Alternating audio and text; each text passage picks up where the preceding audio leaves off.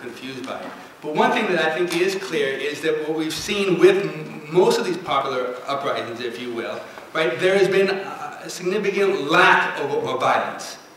That is, in the case of the Oaxacan teachers' strike for several months, there is very little, almost no violence other than what was then came out through the paramilitaries.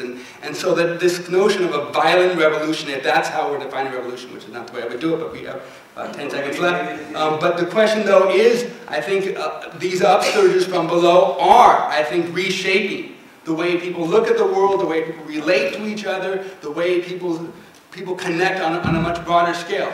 And at that point in time, that's when I begin to think of these things as revolutionary. Now, again, that revolution carries all kinds of baggage with violence and the like, and I'm a historian, so I'll leave that alone. Yeah, well, that's what I refer to the beginning of a new age, maybe this. I guess I would disagree about your assertion that the violent military option is no longer on the table, and I think we need to look at the history because, for example, in Guatemala, they had a revolution in 1944, and the United States waited 10 years to the CIA coup. There was a 10-year period of a democratic society in Guatemala. When we look at Nicaragua, the Sandinistas overthrew Somoza in '79, and the U.S. patiently waited and finally got the Sandinistas out of power. But the issue of Iraq is the main option. Well, I'm saying today, what? Don't forget Renee. I could go on.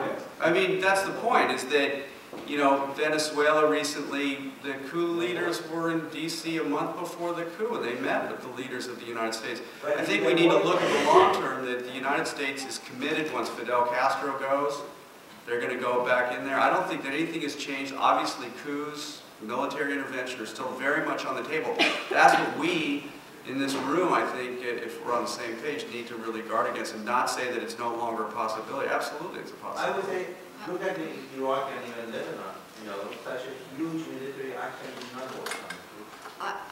Well, I don't... One quick thought. Yeah, it seems to me, and I would hope, that the horrible experience of prolonged and brutal military dictatorships in Latin America did have a long-term effect, which is that Latin Americans do not see military intervention of that sort as viable. So I would hope that, in fact, history would not just repeat itself in an endless cycle.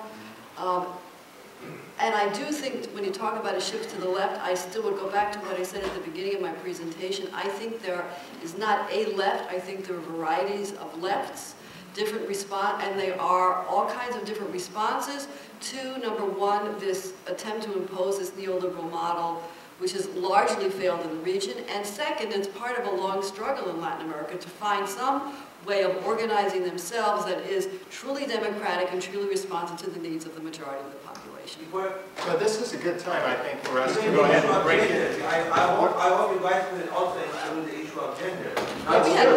Let's do it overnight.